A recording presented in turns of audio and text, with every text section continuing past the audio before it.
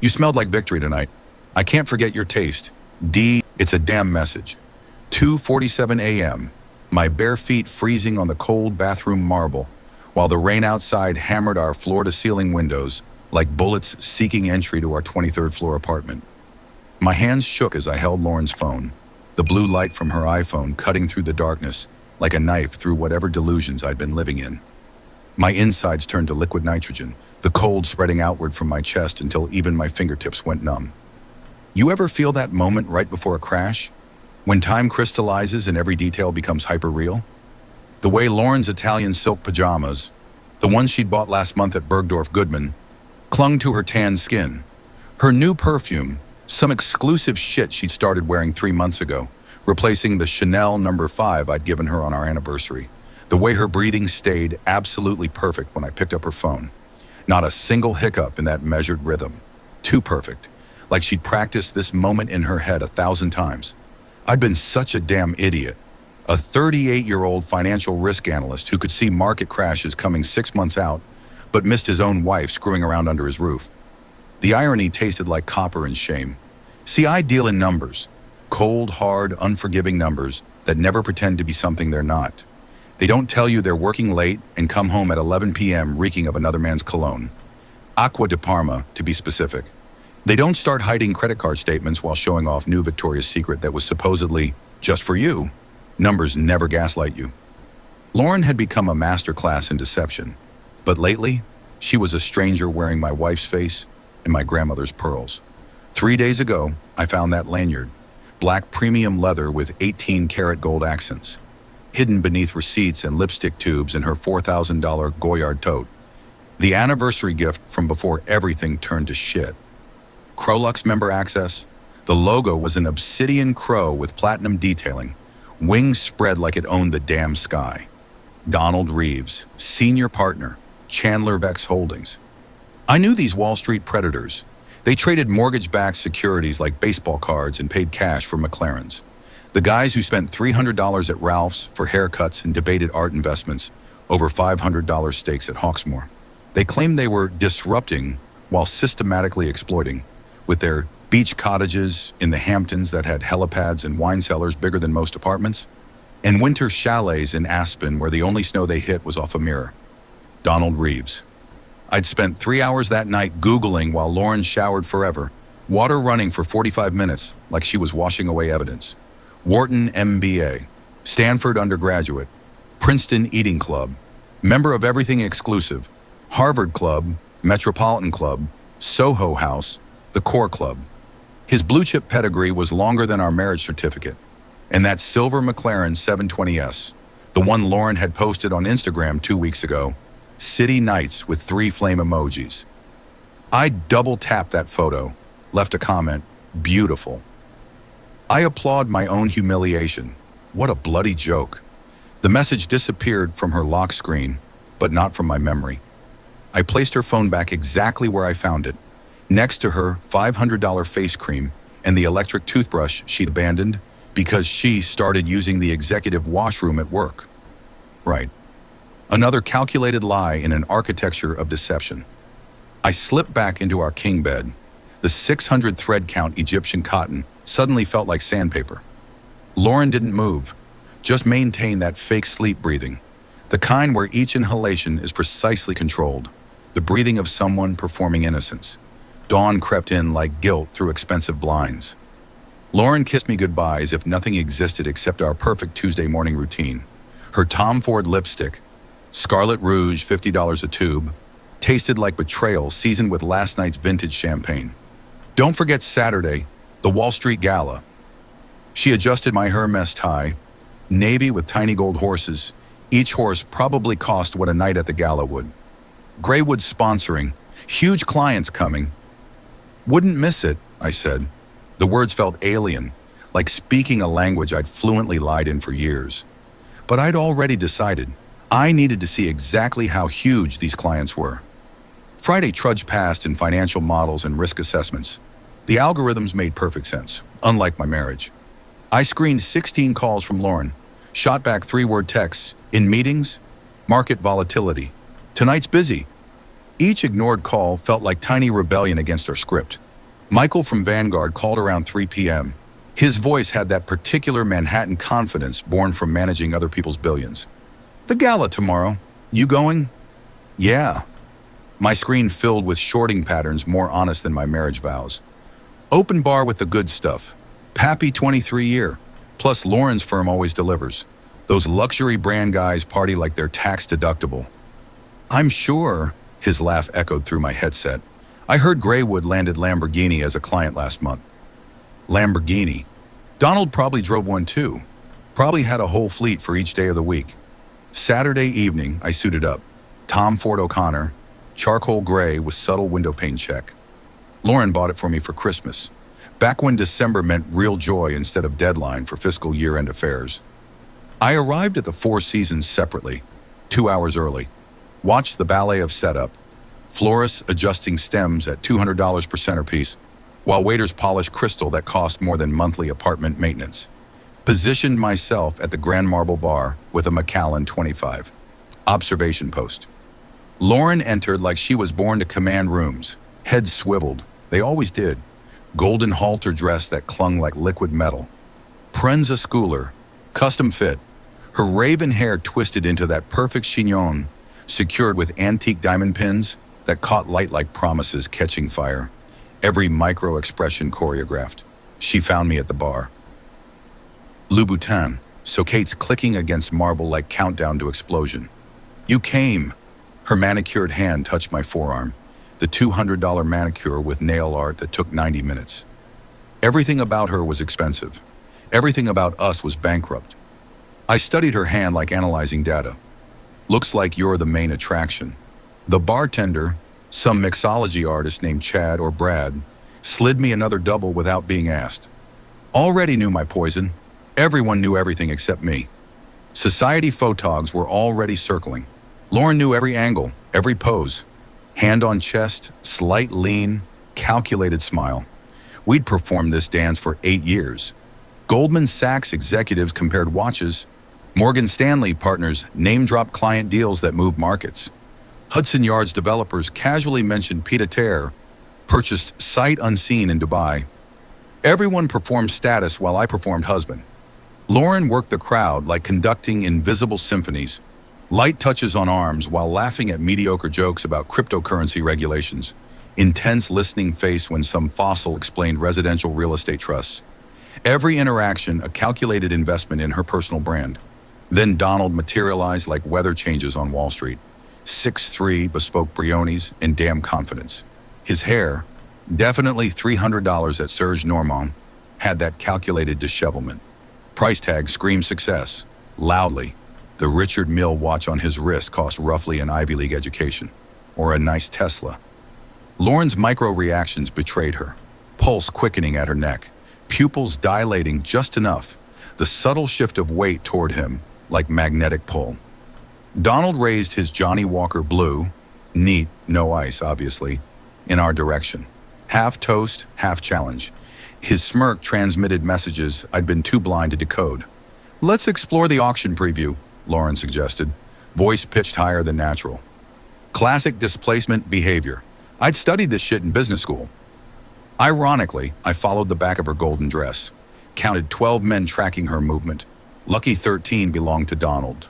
Burning holes through fabric I'd unzipped countless times. The Sotheby's auctioneer announced charity lots. A Basquiat sketch. Harry Winston emerald. Private jet getaway to Monaco that cost more than my SUV. Lauren volunteered herself and Donald to present Greek Islands escape package. For charity, of course, but her eyes held his like auction paddles frozen midair. Stage lights transformed them. Donald's hand on her lower back triggered physical memory. That exact spot where I'd traced patterns Sunday mornings, when coffee steam mixed with her morning murmurs. Lauren's crowd-pleasing smile matched their performance. Charity galas, corporate synergy, pure damn theater.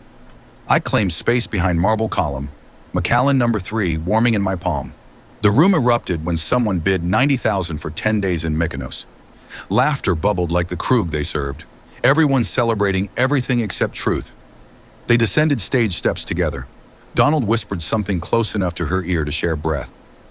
Lauren's genuine laugh emerged. The one I hadn't heard in months unless my bank statement arrived. We navigated tributaries of wealth and connection. Deutsche Bank EVPs discussed emerging market opportunities. Fortress investment traders piled on crypto bets. We wove through people who'd read my risk reports and bought properties sight unseen based on my recommendations.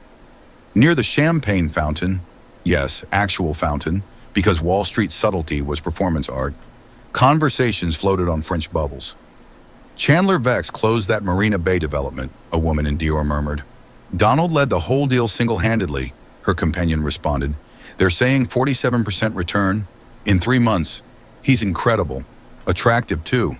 Eyes slid toward us. I heard he's single now. Officially, though ... Knowing Smiles exchanged coded intel, something cracked inside my chest. Not quite breaking, just recognizing its own structural damage. The quartet played Gershwin. Lauren's hand sought mine as photo use position for candid naturalism. Investors studied body language like momentum indicators. Her smile calibrated for maximum warmth, minimum effort. I let her fingers hover in air. Empty space expanding between us, leaning close enough to inhale her Maison Francis Kurdian, Baccarat Rouge 540, $300 per ounce. I witnessed micro-expressions she couldn't fully control. Dilated pupils, accelerated carotid pulse, slight tremor in her perfectly made-up lower lip. Not after everything you did, I whispered. Her smile flash froze like assets in a crashed market. The Tom Ford highlighter on her cheekbones suddenly garish under ballroom chandeliers. Her foundation slightly cracked at the edges. I turned and navigated through Manhattan's financial royalty, past crystal stations where hosts topped glasses without asking, past clusters discussing Jackson Pollock purchases in Jackson Hole ski homes, past real discussions wrapped in fake social lubricant. Outside, post-rain Manhattan reflected neon promises. Taxi headlights drew yellow lines through puddles. The city machine continued its relentless operation while my personal universe imploded. I signaled a black Escalade, the Langham Hotel. Driver nodded and classical stations played Vivaldi. How damn appropriate. The Langham welcomed me like embracing expensive solitude. I paid cash for a suite overlooking Central Park. 23rd floor, different view, same altitude, new perspective. Room service arrived before unpacking finished. Belvedere vodka, Johnny Walker Blue Label, all the numbing agents money could purchase. I positioned myself at floor-to-ceiling windows watching Manhattan perform its nighttime light show. Phone screen illuminated with Lauren's smiling face. Maldives photo from last July. Bronze skin and bleached lies. I let it pulse. 5 rings, then silence. Pattern repeated until silence won. Text notifications accumulated like interest on a bad loan. I can explain everything. It's not what you think. Donald is just business. Please don't do this to us. The gala was nothing. Mark, I love you. Mark, I know you're there. I can see the Amex charges. Room 4217. I'm coming. Methodically, I cataloged every text. Evidence for depositions, screenshots for divorce court, documentation of deception, called hotel security. Mark Stevens, room 4217. Under no circumstances should Lauren Stevens access my room or receive my room number. Noted, sir. Anything else? If she arrives, I want notification. Certainly. I consume Grey Goose while reviewing mental spreadsheets. Red flags analyzed. March, joined exclusive Equinox Hudson Yards. $2,000 a month. Personal trainer named Dimitri or Dimitri. Too many D's in my life. April, newfound passion for contemporary art. Donald collected Basquiat. Lauren suddenly understood abstract expressionism. May, team-building exercises multiplied. Gray would emphasize work family. Donald emphasized her body. June, mysterious shopping bags. Bergdorf, Saks, La Perla. New wardrobes for new audiences. July, cocktail preferences shifted. Martinis replaced Cosmos. Extra dry gin. Donald's preference. Obviously. August, restaurant charges. Places I'd never been. Locations near Chandler Vex offices. Convenient coincidences. September, phone behavior transformed. Face down during dinner. Password changes. Bathroom texting sessions. October, the lanyard discovery. Crolux exclusivity. Donald's identification badge. November, the message. You smelled like victory tonight. 23 documented incidents of my denial confronting reality. 2:47 a.m. brought hotel phone's harsh ring.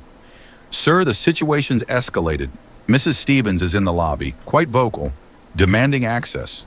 I showered under scalding water. Temperature couldn't touch internal numbness.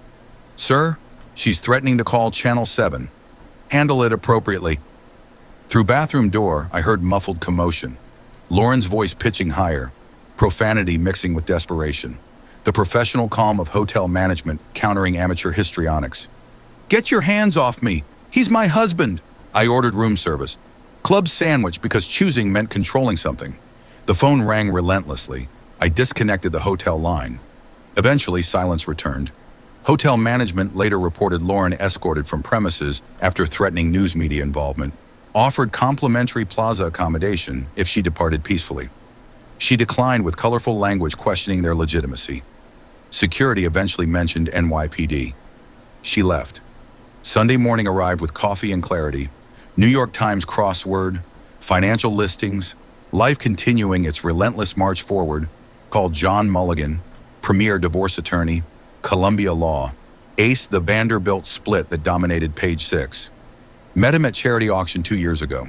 Remembered his steel gray stare and predatory attention. Mulligan and Associates. John Mulligan, please. Mark Stevens calling. One moment. Handel's water music filled the pause.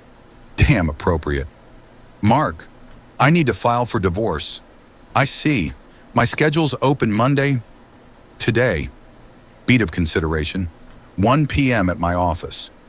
Lauren attempted connection 13 times while I prepared. Counted each denied ring like tallying losses. Mulligan's office radiated old Manhattan money. Mahogany, first edition legal texts, Persian rugs that cost college tuitions. Central Park view framed success. He'd aged since our last meeting. Silver hair, sharper edges. Still emanated barely contained legal violence. Tell me everything. I did. The message. Donald's identification. The gala humiliation. Every detail felt like confessing crime scenes. He documented methodically with Mont Blanc fountain pen. His assistant served coffee in Bernardo porcelain. First time I wondered how many marriages dissolved in this exact room. Financial documentation will be crucial, he said finally. Digital communications. Evidence of adultery. New York requires proof. How much proof? The text message helps. We'll need more for court. He checked his Jaeger-LeCoultre.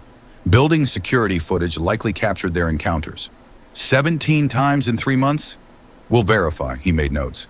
Asset division, alimony considerations. You have a prenuptial agreement? No. Eyebrows raised imperceptibly.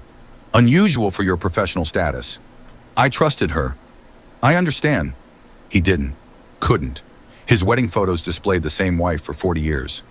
She'll contest this, he continued. They always do when surprised. She wasn't surprised. What do you mean? She knew I'd find out. Eventually. She prepared. How? The performance, the practice breathing. She'd rehearsed discovering her phone missing. He studied me differently. Reassessment. What outcome do you want? Clean break. She keeps the apartment. I want dissolution. Quickly. New York requires waiting period, but we'll expedite. He extended his hand. I'll handle this personally. His handshake felt like expensive commitment. Leaving his office, phone buzzed with unknown number. Mark, this is Donald. We should discuss this situation appropriately. I blocked it immediately. His audacity demanded no response. Equinox, 53rd Street branch. Swam brutal laps until numbness transformed to productive exhaustion. The pool's silence mimicked my apartment. I'd avoided returning since discovering Lauren's phone that night. Truth demanded facing abandoned territories. The doorman, Emmanuel, worked here 6 years, greeted me warmly.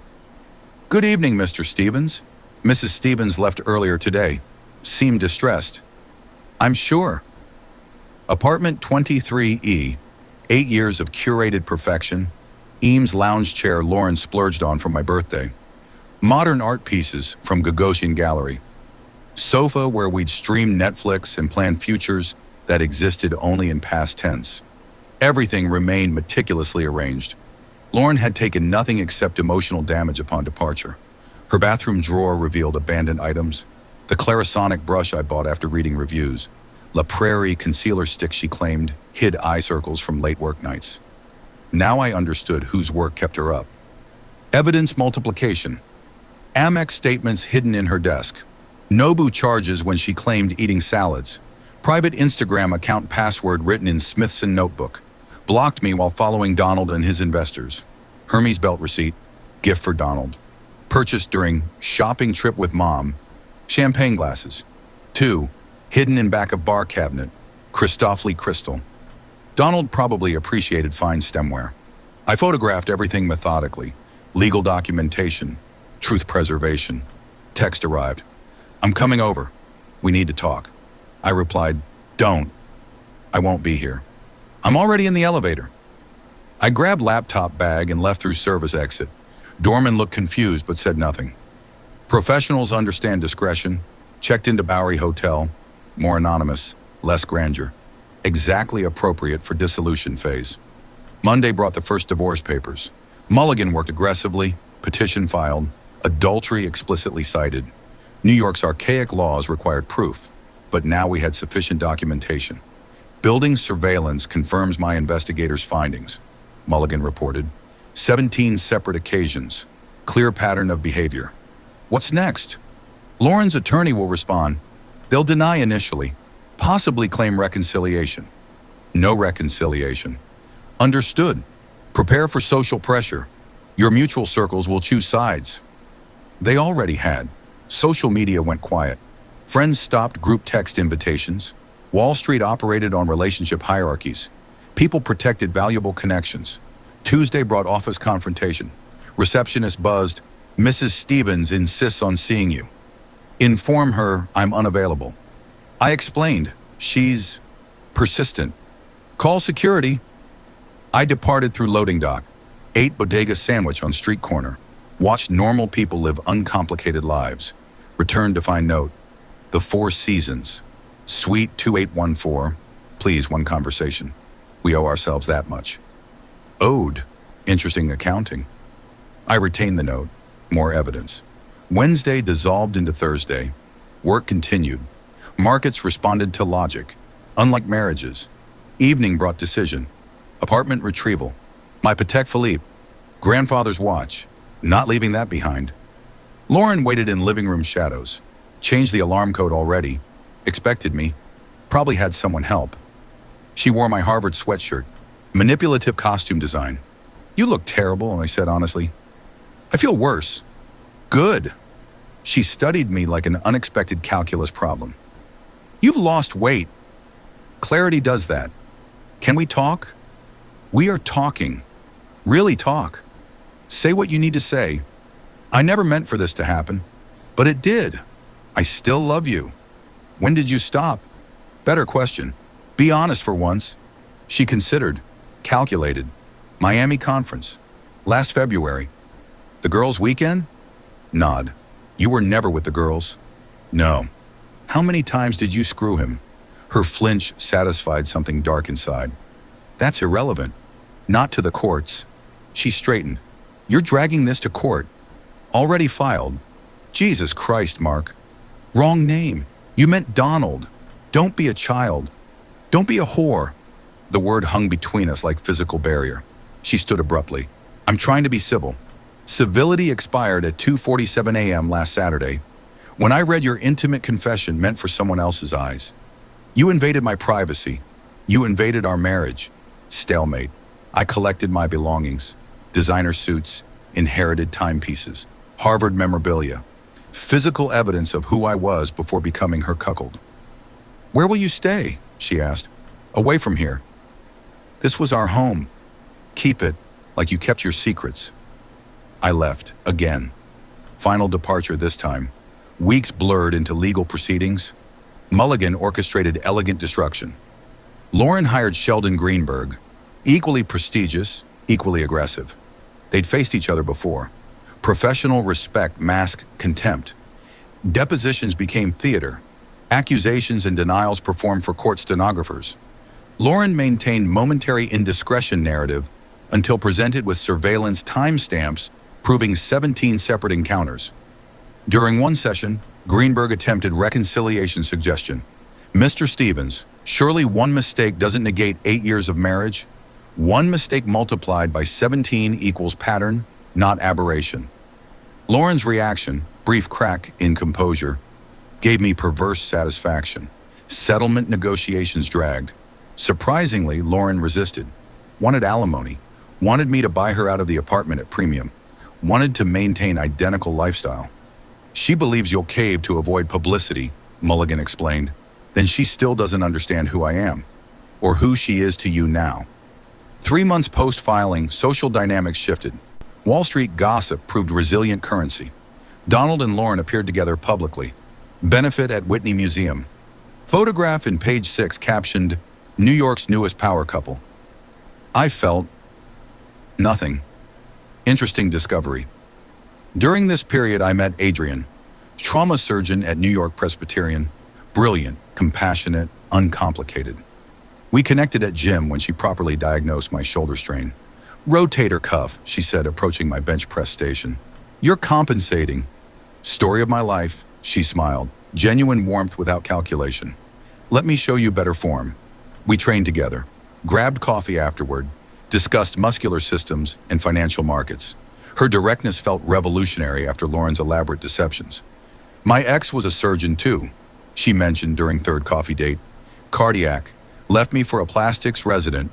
Hospital romances rarely work. Any romance rarely works. Cynic. Realist. She laughed.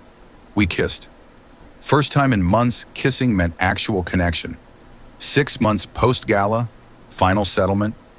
Lauren received the apartment and $1 million cash. I retained investment portfolio, retirement accounts, grandfather's properties in Connecticut. Court finalized divorce quickly. New York State granted dissolution based on documented evidence. Lauren maintained dignity during proceedings, refused interviews. Page 6 moved to newer scandals. The last time I saw her was signing final documents at Mulligan's office. She'd lost the golden tan, gained anxious energy. Donald waited downstairs in the McLaren. Status symbol parking. For what it's worth, she said, removing her wedding band. I am sorry. For getting caught. For letting it happen.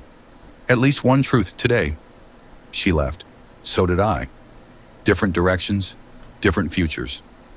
That evening, Adrian and I had dinner at a small Italian place I'd never visited with Lauren. Real sauce, real conversation, real possibility. You're smiling differently lately, she observed. How did I smile before? Like performing for someone. Now, like breathing for yourself. We opened second bottle of Barolo, discussed medical ethics and market ethics. She shared stories about saving lives. I admitted to only saving portfolios. Both important, she said. One matters more. True, but financial security enables life-saving. It's ecosystem. Her perspective refreshed like spring rain after drought. 3 months later, at another charity gala, different venue, similar crowd, I encountered them again. Donald and Lauren mingling with Gucci-clad philanthropists. She wore emerald green dress. His hand rested possessively on her waist. They noticed me with Adrian. Brief acknowledgement. Minimal social theater required. Unbelievable, Adrian whispered afterward. So much wealth performing generosity. That's New York. Performance art with tax benefits. Your ex looks maintained. She always was. Are you okay seeing them together? I considered honestly. Completely. And I was. Relief replaced resentment. Understanding replaced anger. Lauren got exactly what she wanted. So did I. That night, making love to Adrian, I appreciated honesty's texture. No performance, no pretense. Just present reality unfolding naturally. What are you thinking? She asked afterward. That I understand numbers better than people. No one understands people completely. True, but some people's patterns become predictable. She traced patterns on my chest. And mine? Still mysterious, thankfully. We laughed quietly. Outside, Manhattan hummed its endless song. Inside, peace settled like fresh snow on old wounds. 1 year after finding Lauren's message, I stood again in bathroom darkness. Different bathroom, different life.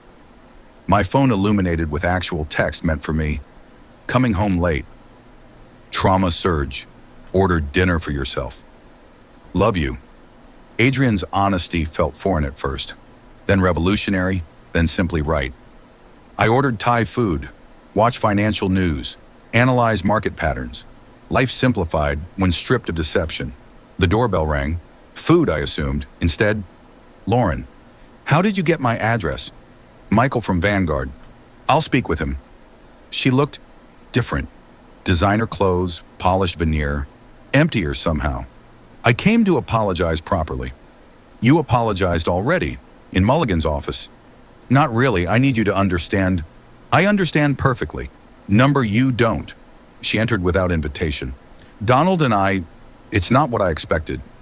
Most lies aren't. He's demanding, controlling. Should have done reference checks. Please, I'm being serious. So am I. This isn't my problem anymore. She noticed medical journals on coffee table, running gear by the door, photos of Adrian and me at Martha's Vineyard. You're with someone. Yes. She seems nice. She's exceptional. Lauren absorbed this. I made a mistake. Several, actually, but we're past accuracy counting. I want you to know, Donald isn't what I thought. The power, the excitement, it got complicated, fast. Predictably. Maybe. But with you, I felt safe, stable. I didn't appreciate that until you destroyed it for temporary thrill. She nodded. Can we start over? My laugh felt liberating. No. Please, I was stupid. I see that now. You weren't stupid. You were selfish. Different issue. Chronic condition.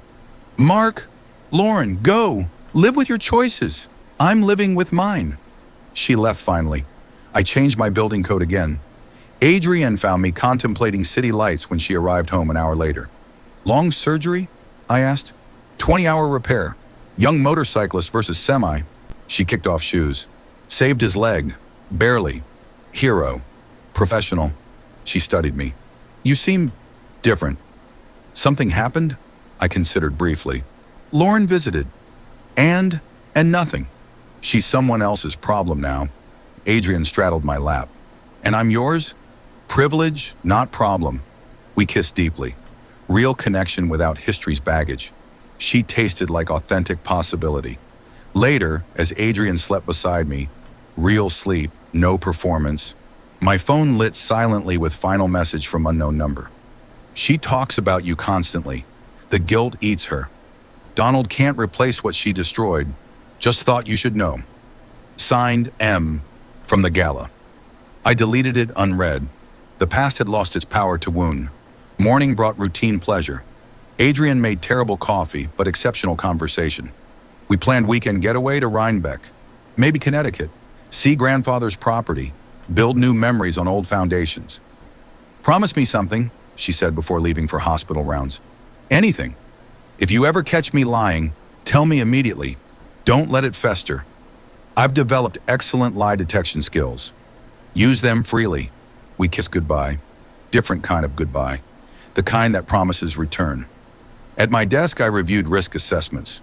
Market indicators suggested volatility ahead. I documented everything meticulously. Numbers never disappointed. Around noon, Business News reported, Chandler Vex Holdings restructuring amid acquisition rumors. Senior partner Donald Reeves allegedly misrepresented several property valuations. Investigation pending. Karma functioned like market corrections. Eventually, truth prevailed. I saved the article. Not gloating. Documentation of pattern recognition. That evening, meeting Adrian at Carbone for dinner, I reflected on transformation. Last year, I couldn't recognize obvious deception within my own marriage. Now I'd apparently predicted financial fraud 6 months before public revelation. Growth sometimes required destruction first. Adrian arrived radiating post-surgery energy. Saved 2 lives today. Feels good. Tell me everything. She did. Every detail. An honesty felt nourishing like good food after starvation. Your turn, she said. What risk models today? I shared my day transparently, including Donald's news. She listened without interruption. You knew. Suspected. His deals didn't add up. Lauren couldn't have either. Excuse for her? Context, not excuse. We finished second bottle of red wine. Split tiramisu. Planned actual futures without pretense. Walking home through Central Park, Adrian linked arms with mine. Happy? Working toward it. Sometimes that's better than arriving. Philosophy from my pragmatic surgeon? We all evolve. Inside her apartment, she insisted on alternating locations for practical balance. I appreciated simplicity. No performance required, just existence valued. That night, I dreamed of numbness dissolving. Woke refreshed in ways sleep alone couldn't achieve. Checked phone, no mysterious messages, no desperate texts, just weather alerts and market updates. Boring, beautiful normalcy. 3 months passed in productive monotony, work, exercise, Adrian, building life with honest foundation. Then, Goldman Sachs holiday party invitation. Every December, always attended with Lauren. This year felt different. Adrian as my genuine partner. No performance required. Want to skip it? She asked, understanding instinctively. Number face it directly. I'll bring emotional sutures, just in case. I laughed. Medical humor never failed. The party met exact expectations. Over-the-top luxury, excessive champagne, familiar faces performing annual networking rituals. Adrian fits seamlessly. Genuine curiosity about people won genuine response. 2 hours in, I spotted Lauren. Alone. Donald notably absent. She wore black instead of bold colors. Simpler style, less assured. She approached carefully. Mark. Lauren. Doctor. Adrian. Lauren extended hand. Professional courtesy. Ms. Stevens. Adrian matched formality. How are you? Lauren asked me specifically. Excellent. You? Managing. She glanced around. Donald couldn't attend. Business travel. Singapore deal? I tested. Her reaction confirmed suspicion. How did you know? Numbers speak louder than people. She studied me. You look content. I am. Adrian excused herself politely. Gave us space without requesting it. I hear things aren't stable with Donald, Lauren said quietly. Predictable outcome. Yes, I see that now. Good. Mark, I'm truly sorry. For everything. I know I'm not angry anymore. Really? Really. Understanding replaced anger. Acceptance replaced resentment. She nodded slowly. I hope you stay happy. Already achieved. Maintaining it now. Adrian returned with fresh drinks. We transitioned naturally to other conversations. Lauren drifted to different groups. No drama, no unfinished business. Clean closure. Later, Adrian asked, feel better after seeing her?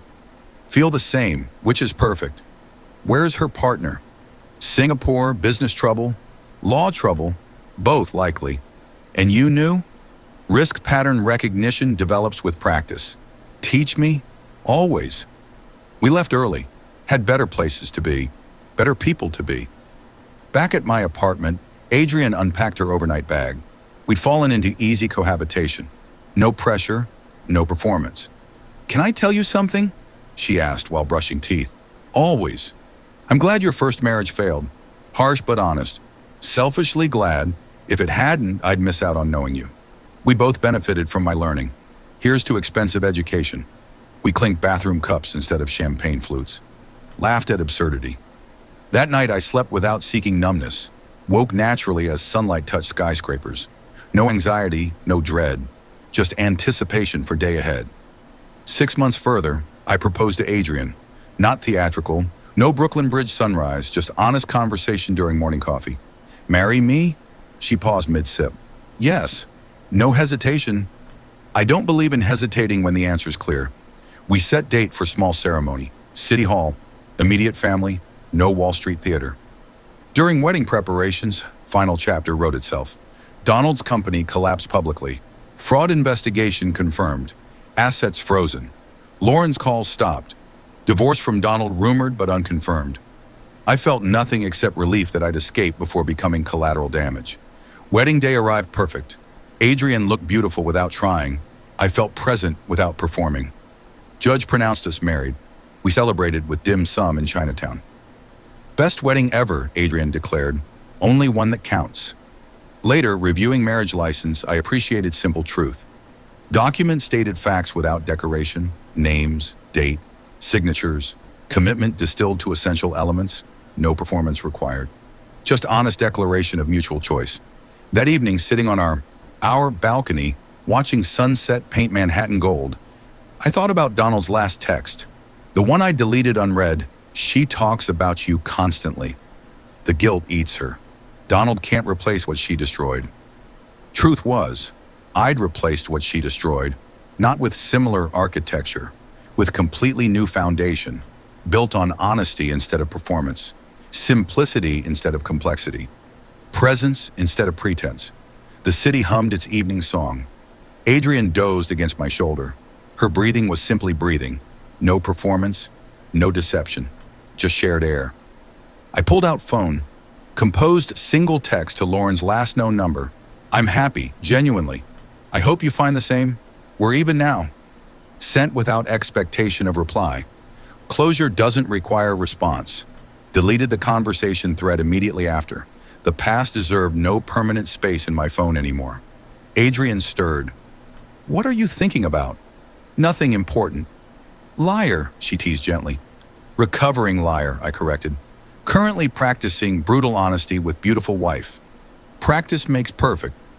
We kissed as city lights sparkled below. Life felt remarkably simple when stripped of deception's complexity. Inside, our apartment reflected honest aesthetics. No expensive deception, just functional beauty. Books mixed medical texts with financial analysis.